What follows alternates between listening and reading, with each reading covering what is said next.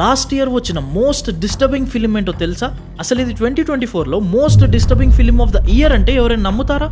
So before we dive into the topic, hit subscribe to our channel for more interesting film making techniques.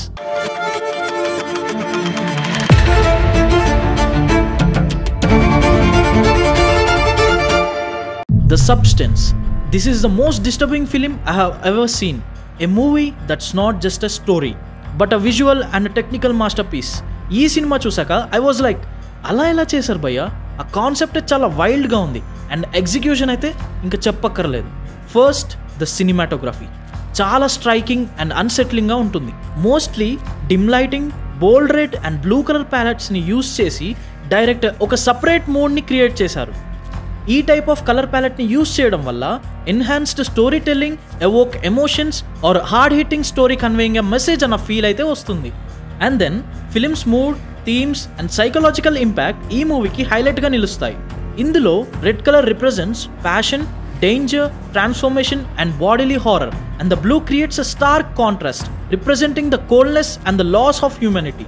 కానీ ఈ red and బ్లూని తీసుకుంటే film visually reinforces the protagonist internal struggle between desire and destruction, beauty and horror కిందికి వస్తుంది. Many modern horror and psychological thrillers use neon lighting and the substance follows that tradition.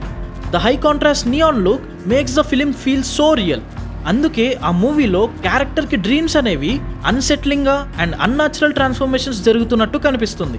The way they use lighting and camera యాంగిల్స్ని చూస్తే మనకు డిస్టర్బింగ్గా అలాగే captivating అట్మాస్ఫియర్లోకి తీసుకెళ్ళినట్టు ఉంటుంది. కొన్ని scenes అయితే చాలా క్లస్ట్రోఫోబిక్గా అనిపించాయి, which perfectly match the story's tension. And the makeup, the transformations were so realistic, so disturbing. It's not just about making someone look younger, it's about showing the physical and psychological changes in a very raw and unsettling way. ఇందులో lead actress Demi Moore ట్రాన్స్ఫర్మేషన్కి main credit prosthetics and practical effects డిపార్ట్మెంట్కి వెళ్ళాలి. ఈ ఫిలింలో she undergoes a physical terrifying transformation, skin tearing, facial distortion and body mutation, ఇవన్నీ కలిపితే క్యారెక్టర్కి ప్రాణం వచ్చిన ఫీల్ అయితే ఉంటుంది.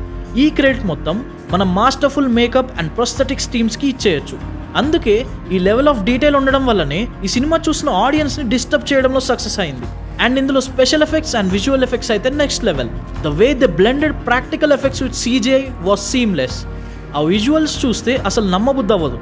They push the boundaries of what's possible in film making. చాలా మెటికులస్గా తీశారు.